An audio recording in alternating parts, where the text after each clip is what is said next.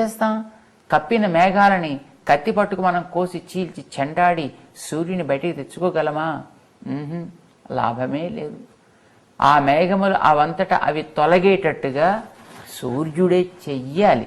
సూర్యుడు తనని తానే మనకి చూపించుకోవాలి తప్ప మన ప్రయత్నంతో సూర్యుడిని చూడటం అనేది సంభవించినట్టుగానే హే భగవన్ అచ్యుత మాం అవలోకయ అచ్యుత అని ప్రార్థన చేస్తారు. నేను నిన్ను చూడడం ఏమిటయా? నేను ఎక్కడ నీ కోసం వెతకగలను, ఎక్కడ చూడగలను? నువ్వే నన్ను చూడు, నాకుండే ఆటంకాలు తొలగించు అని ప్రార్థన చేస్తూ ఉంటారు. ఇది ఇప్పుడు నిరంతరం మనం అందరం అనుభవించేటటువంటి వాన. మన పూర్వ ఆచార్యులు భగవంతుడిని మరొక వాన గురించి దాన్ని కోరారు. అసలు ఆ వాన మన మీద కురవాలి. ఏమని? ఏమిటా వాన? త్వదీక్షణ సుధా సింధు విక్షేపసీకరై కారుణ్యమారుతా నీతై శీతలై అభిషించ మాం. హే భగవన్, నీ చూపులే సాగరాలు, అవి ప్రేమ సాగరాలు. అందులో కారుణ్యం అనే గాలులు వీస్తుంటాయి. సముద్రపు తీరంలోంచి వీచే గాలుల వల్ల ఆ సముద్రపు జలాలు గాలిలో తేలుతూ తేలుతూ ఆ ఒడ్డున ఉండేటటువంటి వారికి సోకి ఎంతటి ఆనందాన్ని కలిగిస్తాయో, తాపాన్ని తీరుస్తాయో, అట్లానే భగవన్ నీ యొక్క దివ్యమైనటువంటి చూపులనే సముద్రంలోంచి ఏర్పడ్డ కారుణ్యం అనే గాలులతోటి మా దగ్గర ఉండేటటువంటి అజ్ఞానం అంతా తొలగిపోవాలి. కారుణ్య మారుతా నీతై శీతలై అభిషించ. నీ యొక్క ఆ చల్లటి నేత్రాంచలముల ద్వారా నా మీద ఒక్కసారి నీ దయని కురిపించు, అందులో నన్ను ముంచెత్తు. ఈ వాన కోరుకుంటున్నారు మన వాళ్ళు. ఒకటి కోర తగని, ఒకటి తొలగాల్సిన వాన, ఒకటి కోర దిగిన వాన. మన వాళ్ళకి వాన అనగానే ప్రేమ పొంగు వస్తుంది. మారి పాపం వీళ్ళు ఇప్పుడు ఎడబాస్తున్నారు కదా, స్వామి ఎంతకాలం ఉన్నాం అంచేది వెళ్ళికి వానాకాలం జ్ఞాపకం వచ్చింది. మలై ముഴഞ്ചിல் మన్నిక్కిడందు రంగుం. మలై ముഴഞ്ചിൽ పర్వతపు గుహలలో మన్ని కిడందు ఉరంగం, మన్నికగా పడి నిదురించేటటువంటి సింహము. భయం ఏముంటుందండి సింహానికి? అది మెలకుగా ఉన్న పవర్ ఉంటుంది, నిద్రపోతున్నా దానికి పవర్ ఉంటుంది. సింహం అక్కడ పడుకుని నిద్రపోతుంది కదా అని మన దగ్గరికి వెళ్ళి దాన్ని ముట్టుకునే ప్రయత్నం చేయగలం? పోనీ ముట్టుకోకలే అలా దగ్గర దాకా వెళ్ళగలం?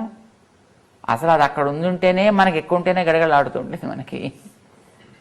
అది నిద్రపోతున్నా దాని పరాక్రమానికి ఏమీ లోటు ఉండనే ఉండదు. అంచేత అది సీరియస్ సింహం, మంచి పరాక్రమాన్ని ఇప్పుడు వీడక ఉండేటటువంటి సింహం. ఎలా ఉంటుంది అది?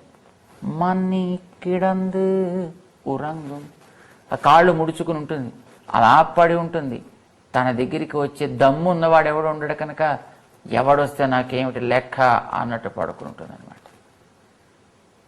ఇక టైం అవుతోంది, లేవాలి లేవాలి, అలా లేపడానికి ఎవడు సాహసించడు. కాలము లేపితే అది మేలుకొని బయటికి రావాలి, అంతే. మన్నిక్కిడందురంగుం సీరియ సింగం. అది సీరియ శక్తి, తేజస్సు తనతో ఎప్పుడు నిరంతరం ఉండేటటువంటి సింగం. ఇదిట మన ఆండాళ్ళతో చెప్తాను. ఏమిటా సింహం? ఈ సింహమే సాక్షాత్తు మృగరాజు అయినట్టుగా ఈ జీవులకందరికీ రాజు అయినటువంటి భగవానుడు. ఆయన సింహం ఎక్కడి నుంచి రావాలి? ఆయన ఎక్కడ ఉంటాడని అసలు రావాలి? ఆ సింహమేమో గిరి గుహలలోంచి బయటికి రావాలి. రాఘవ సింహం మాల్యవాన్ అనే పర్వతపు గిరి గుహలలోంచి బయటకు వచ్చినట్టుగా ఆలయాల్లోంచి ఉండే మూలమూర్తి దగ్గర ఉత్సవమూర్తి పల్లకిలో ఆ గర్భాలయంలోంచి బయటి మంటపంలోకి వచ్చినట్టుగా ఈ సింహం అనేది గిరి గుహల్లో పడుకుని ఉంటుందండి. ఎలా లేస్తుంది, ఎలా పైకి వస్తుంది? స్వామిని కూడా మన వాళ్ళు ఆయన శయన మందిరం నుంచి బయటికి రమ్మని పిలుస్తున్నారు. ఆ ప్రక్రియ ఎంత అద్భుతమో చూడండి. అది సీరియసింగం, తేజశాలిని. సీరియసింగం అంటే శ్రీతో కూడుకున్న సింహం. అంటే స్వామి సంకల్ప విశిష్టుడే ఇప్పుడు ఉంటాడు అని మనం గతంలో అనుకున్నాం. సృష్టికి పూర్వం ఉండేటటువంటి దశ కూడా నిర్గుణమైనటువంటి దశ కాదు అనేది మనకు ఉపనిషత్తు చెప్తోంది. దాన్నే ఆండాడు మనకి స్పష్టపరిచింది. అది అప్పుడు కూడా సీరియసింగమే. దాని తేజస్సు ఎప్పుడు దాంతోనే ఉంటుంది కనుక అది నిర్గుణము కాదు, గుణవత్ చెప్పింది. ఆ రివుత్తు మొట్టమొదటి దానికి తెలుగు అంతటిదే వచ్చింది. రాగానే ఏం చేస్తుంది? తీవిడిత్, ఒక్కసారి మంచి తీవ్రమైనటువంటి పడుకున్నప్పుడు తనలో కలిగినటువంటి ఆ నిద్ర యొక్క స్వభావం అంతా, ప్రవృత్తి అంతా తన నేత్రాల్లో కనిపించేట్టుగా, అసలే గుండ్రంగా ఉంటాయేమో, ఇంతింత కళ్ళు తెరిచే ఒకసారి తీవిడిత్ అలా తీక్షణంగా ఒక్కసారి చూస్తుందట. తర్వాత వేరిమయర్ పొంగా ఎప్పాడుం పేందుదరి, వేరి మయ్యర్ పొంగ, దానికి మంచి జూలు ఉంటుంది. ఒకసారి తనకి మెలకువ రాగానే ఆ జూలంతా నిక్కపొడుచుకున్నట్టు అవుతుంది. అప్పుడు ఆ సింహం వేరి మయ్యర్ పొంగ, ఆ గగుర్పాటు తనలో కలుగుతూ ఉండగా, ఎప్పాడుం పేరుందు ఉదరి, ఇటు అటు అటు ఇటు అది దొర్లాడుతూనే ఉంటుంది. తీవిడిత్ వేరిమయర్ పొంగ ఎప్పాడుం పేరుందుదరి, అన్ని వైపులకి అది ఒక్కసారి సాగి ఇలా సాగుతుంది. ఆ తర్వాత ఒక్కసారి ఇలా లేస్తుంది మధ్యలోంచి, ఆ ఒక్కసారి తన ఒంటికి జూలికి పట్టుకున్నటువంటి దుమ్మంతా అన్ని వైపులకి చెల్లా చెదరైపోయి మళ్ళీ అది కాస్త ఫ్రెష్గా తయారవుతుంది. అప్పుడు ఏం చేస్తుంది? మూరి నిమిర్ந்து ముழంగి పురపట్టు పోదరుమా పోలే, అది ఇలా ఒక్కసారి సాగ్గానే అక్కడి నుంచి ఏమిటో ఒక అవ్యక్తమైనటువంటి ధ్వని, ఏదో ఒక గాండ్రింపు లాంటిది గాండ్రిస్తుంది. మనకిది సింహం దగ్గర, పులి దగ్గర కనిపిస్తుందో కనిపించో తెలియదు, కానీ మన ఇంట్లో పడుకున్న పిల్లి దగ్గర అయితే మనం చూడొచ్చండి.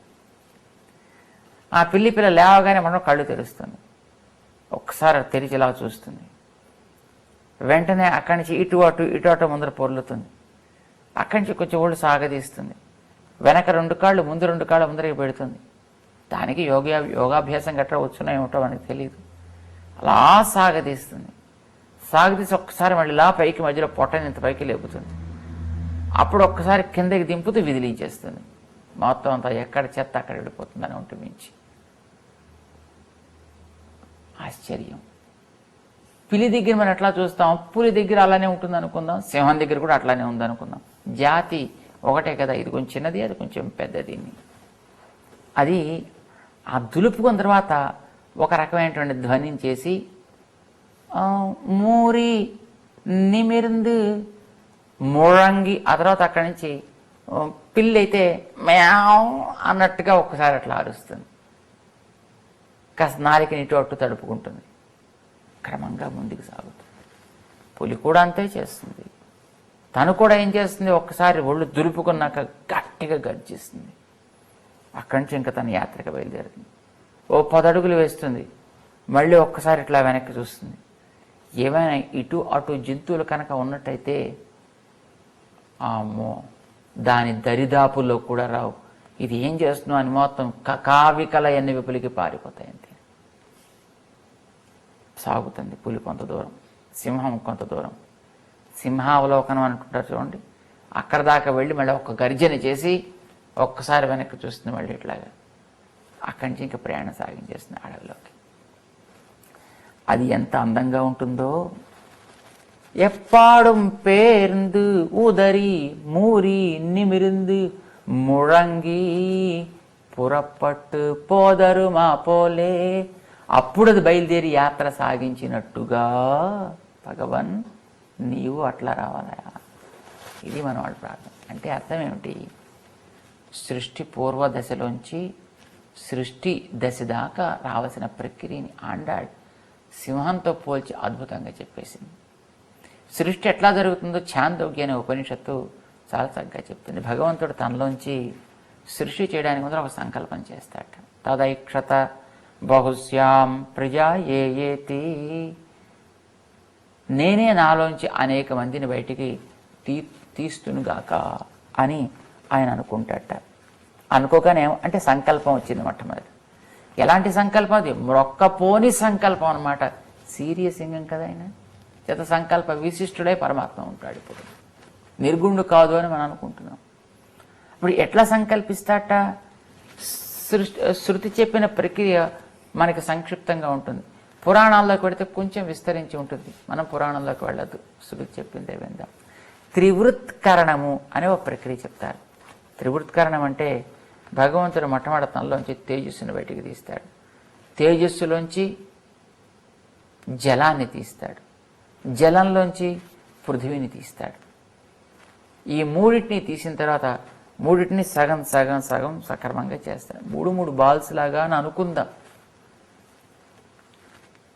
తనలోంచి ఆ బయటికి తీసిన తర్వాత మొట్టమొదటి తేజస్ సగం చేశాడు, జలం సగం చేశాడు, పృథ్వీ సగం చేశాడు. ఈ మిగిలినటువంటి దాంట్లో ఉండే రెండవ సగాన్ని మళ్ళీ రెండు చేశాడు. అప్పుడు ఒక సగం ఒక చోట పెట్టాడు పృథివీ, మిగతా సగంలో జలం ఒక భాగం, తేజస్సు ఒక భాగం. జలాన్ని సగం చేశాడు, మిగతా సగాన్ని రెండు చేసి ఇటోటు పంచాక పృథివీలోంచి కూడా ఒక భాగం జలంలో ఒక భాగం తేజస్సులో కలిపేశాడు. ఇలా కలిపిస్తే ఏమవుతుంది? ప్రతి ద్రవ్యం అంటే పృథివీ యొక్క తేజస్సులు మూడిట్లోనూ అవి 50% ఉన్నాయి. మిగిలినటువంటి దాంట్లో సగం మరొక భూతం, సగం మరొక భూతం, ప్రతిదీ కూడా ఇట్లా కలిసి ఉన్నవే అవన్నీ. ప్యూర్ జలం మనకు కనిపించదు, ప్యూర్ మట్టి కనిపించదు, ప్యూర్ తేజస్సు. తేజస్సు ఉందంటే తేజస్సులో మిగతా రెండు కలిసి ఉంటాయి. జలం ఉంది, జలం రెండు కలిసి ఉంటాయి. పృథివీలో కూడా మిగతా రెండు కలిసి ఉంటాయి.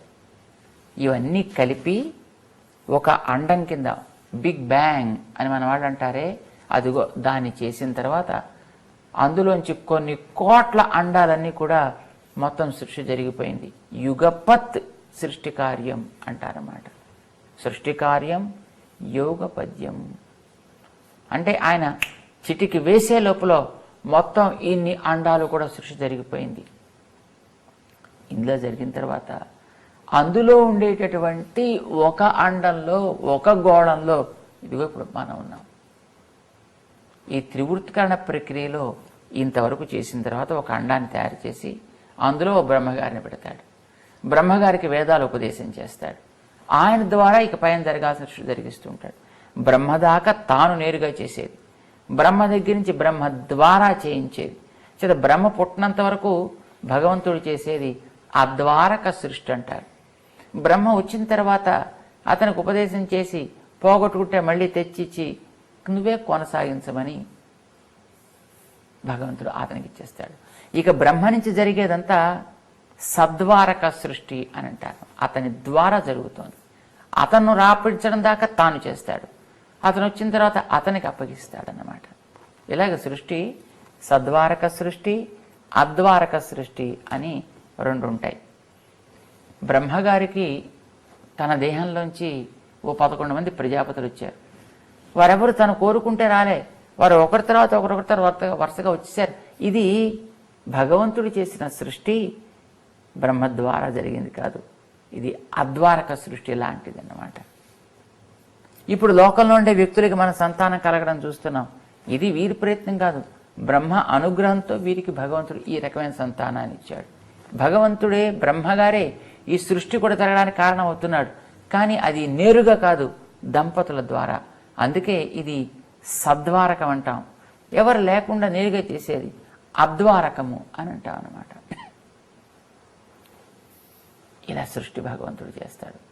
అప్పుడప్పుడు మళ్ళీ బ్రహ్మ పాడు చేసుకుంటే మళ్ళీ తనే వచ్చి బ్రహ్మగారికి మళ్ళీ తెచ్చిస్తుంటాడు. ఆయన సృష్టి కార్యాన్ని కొనసాగిస్తూ ఉంటాడు.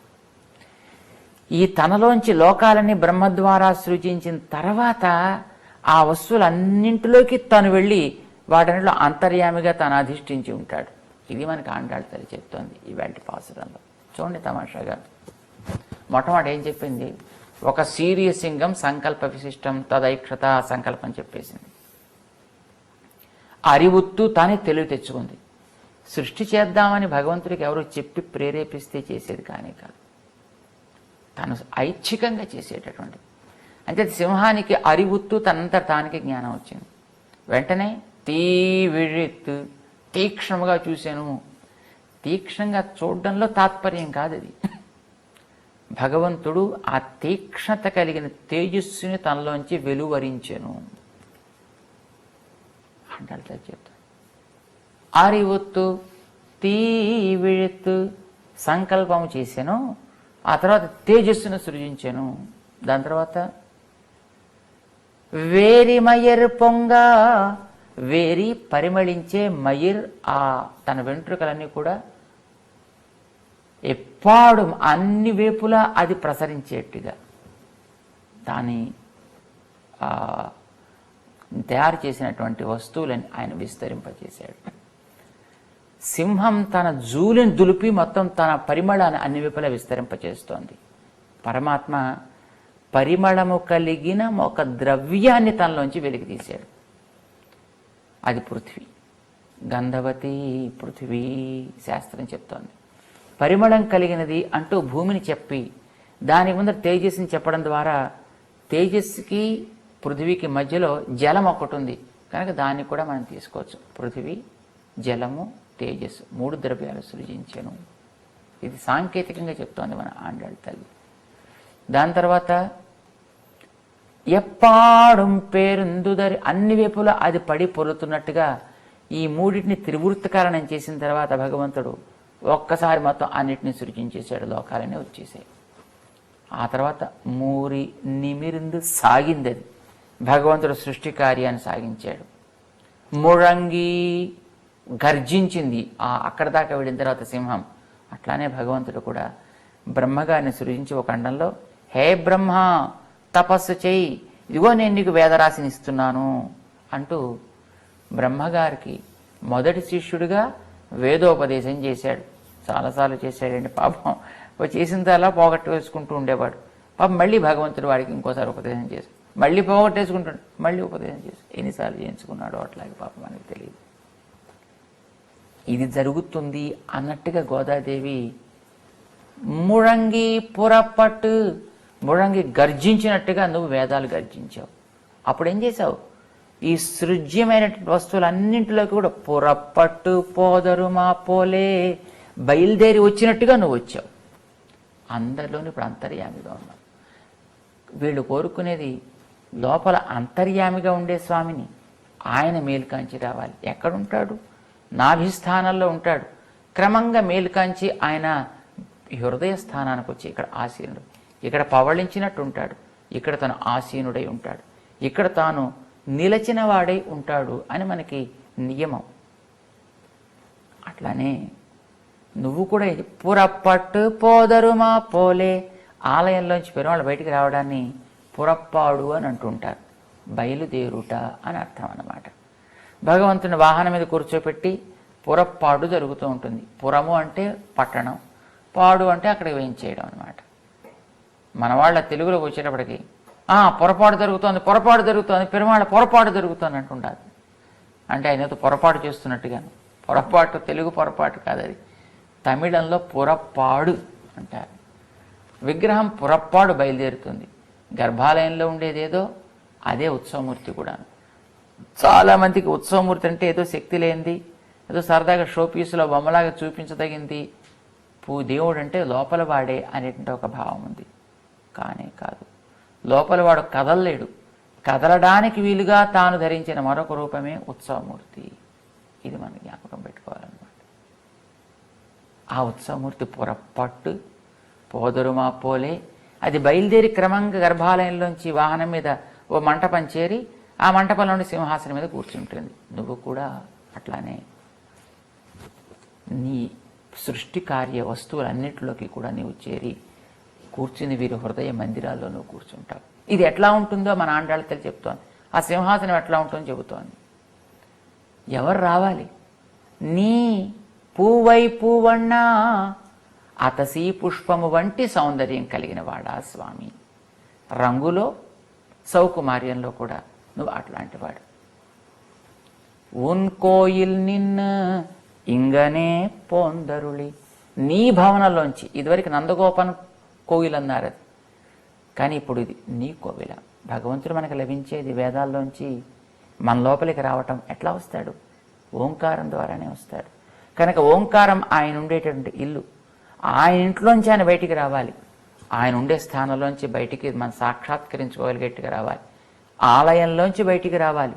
వేద తత్వం ఏదో అది క్రమంగా బయటకు వచ్చి మనకి తన స్థానాన్ని ప్రదర్శించాలి. దర్శించే రూపంలో ఇన్ని భావిస్తోంది మన ఆండాళ్. శ్రీకృష్ణుడు తన భవనంలోంచి బయటికి రావాలి. పూవై పూవಣ್ణ ఉన్ కోయిల్ నిన్ను ఇంగనే పోందర్, ఇంగనే పోందర్. తమాషాగా చెప్పింది, ఇలా రావాలి అంది గోదాదేవి. ఎలా? బహుశా నడకలో మన గోదాదేవి అందవేసిన చెయ్యి. అన్నవయ్యల్ పుదువై ఆండాళ్ కదా మన ఆండాళ్ తల్లి. హంస నడకలు కలిగినది ఆమె కాదు, హంసలకి నడప నేర్పగలిగినటువంటి అమ్మ కదా. పరమహంసలకి కూడా జ్ఞానోపదేశం చేయగలిగినటువంటి తల్లి కదా మన తల్లి. అంచేత ముందు బహుశా తాను నడిచి చూపించి ఉంటుంది, ఇలా నడవ్వలే అంటున్నాను. ఏం చేస్తాడు ఇంకా? ఇప్పుడు ఆయన చేయగలిగింది ఏం లేదు కదా. వీడు చెప్పినట్టుగా తను లేచి నడవ్వాల్సిందే. 4 రకాల నడక సౌందర్యం అమ్మ చూపించి ఉంటుంది. స్వామి నడిచి ఉంటాడు. ఇంగనే పోందరుడి కోప్పుడియ సీరియ సింహాసన తిరుందు, అలంకృతమైన గొప్ప సింహాసనం మీద కూర్చుని అప్పుడు అడుగు ఏం కావాలి అని. అప్పుడు మేం చెప్తాం, అప్పుడు నువ్వు విందువు కానీ, అప్పుడు నువ్వు మాకివ్వగలుగుతావు. ఏమిటా సింహాసనం? అలంకృతమైన సింహాసనం మన ఈ హృదయ సింహాసనం. అలంకృతమైన సింహాసనం భగవంతుడు ఉత్సవమూర్తిగా వేయించేసి ఉండే ఆ సింహాసనం. దానికి ఈ సింహాసనం లోపల ధర్మ అధర్మ జ్ఞాన అజ్ఞాన ఐశ్వర్య అనైశ్వర్య వైరాగ్యాదులన్నీ కూడా 2 వైపులా ఉండి నిరంతరము వీస్తుంటాయి. ఈ సృష్టిలో ఇన్ని కూడా కలిసి ఉండేట్టుగా సృజ్య వస్తువులన్నీ అందులోంచి బయటకు వస్తుంటాయి. స్వామి ఉండే ఆసనం అదన్నమాట.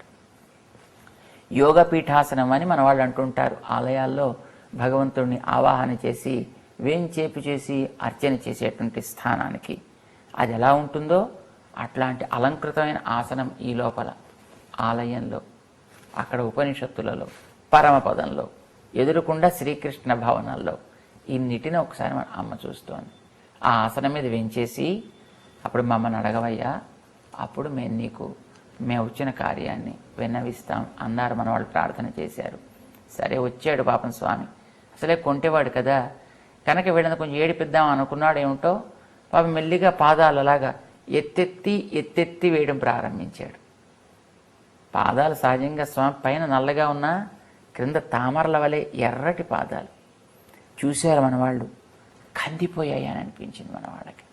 అరే మా వల్ల కదా నీ పాదాలు కందిపోతున్నాయి అంటే, వీళ్ళు ఏం కోరుకుపోవడానికి వచ్చిన వాళ్ళు కారు కదా, ఆయన అందాన్ని సేవించుకోవడానికి వచ్చిన వాళ్ళు అంతే, మంగళం పాడటానికి వచ్చిన వాళ్ళు. వీళ్ళకి మనసు కొంచెం మరింత ప్రేమను చూద్దాం అన్నట్టుగా ఆయన అరికాలు కనిపించేట్టుగా నడిచాడు. వెనక నుంచి మన వాళ్ళు సేవించుకుంటున్నారు, ప్రక్క నుంచి మన వాళ్ళు సేవించుకుంటున్నారు. ముందు సేవ, ప్రక్క సేవ, వెనక సేవ ఇవన్నీ అయ్యేటట్టుగా స్వామి నడిచొచ్చి సింహాసనం మీద కూర్చున్నాడు. సేవలు అందుకునేటప్పుడు అమ్మ కూడా స్వామి పక్కనే చేరి ఉంటుంది. కనుక ఎప్పుడు స్వామి కూర్చున్నాడో వెంటనే వీళ్ళలోంచి నీలాదేవి కూడా వచ్చి ప్రక్కన ఆసీన అయింది. ఇప్పుడు స్వామి మరికొంచెం వీళ్ళని ఏడిపించదాం అన్నట్టుగా ఒక పాదాన్ని క్రింద పెట్టి సవ్యం పాదం ప్రసార్య ఎడమకాలు ప్రసరింపచేశాడు. శ్రిత దురితహరం దక్షిణం కుంచయిత్వా, కుడికాలు దానిమించి పెట్టాడు, అరికాలు వాళ్ళకు కనిపించేట్టుగా పెట్టాడు. మెల్లిగా ఆడిస్తున్నాడు. అరికాలు చూస్తే ఎర్రబడిపోయింది. కరారవిందం, పదారవిందం, ముఖారవిందం అన్ని అరవిందముల వలె ఎర్రటి సౌకుమార్యము, కోమలత్వము, సౌగంధ్యము ఇవన్నీ కలిగినవి కదా.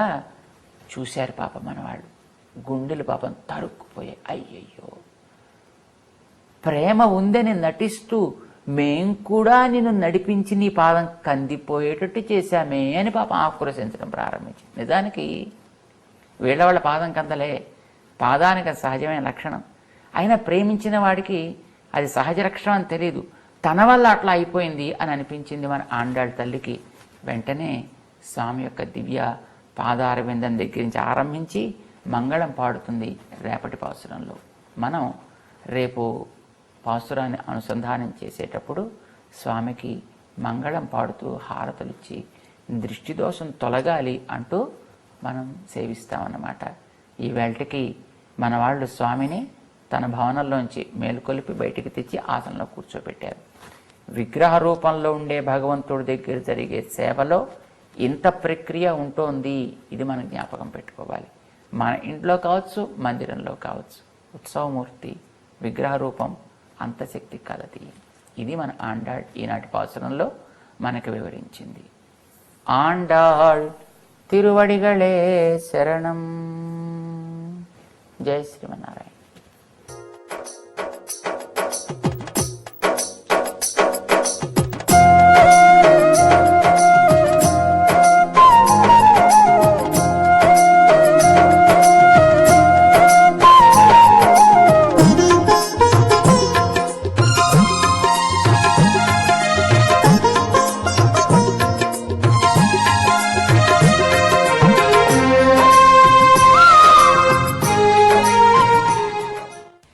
సకల చరాచర సృష్టిలో సర్వరూపాలు అమ్మ యొక్క స్వరూపాలే, మాతృమూర్తి యొక్క దివ్య స్వరూపాలే. సర్వం శక్తిమయం జగత్.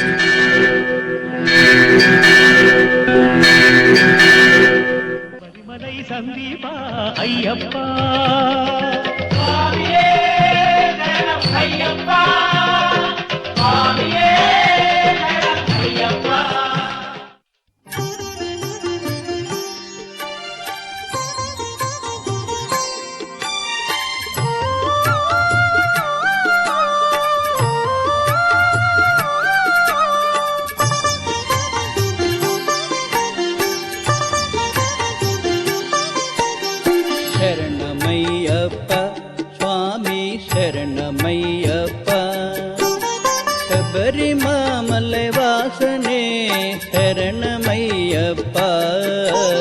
శరణమయ్యప్ప స్వామి శరణమయ్యప్ప, శబరిమలై వాసనే శరణమయ్యప్ప.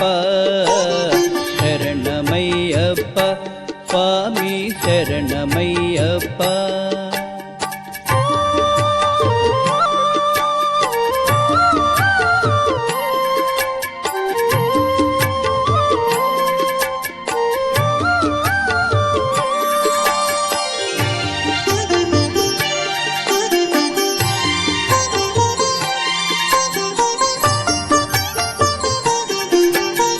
హరిహరాసుతనే స్వామి శరణమయ్యప్ప, కరుణ చూపి కావుమయ్య శరణమయ్యప్ప. హరిహరాసుతనే స్వామి శరణమయ్యప్ప, కరుణ చూపి కావుమయ్య శరణమయ్యప్ప. శరణమయ్యప్ప స్వామి శరణమయ్యప్ప. శరణమయ్యప్ప స్వామి శరణమయ్యప్ప.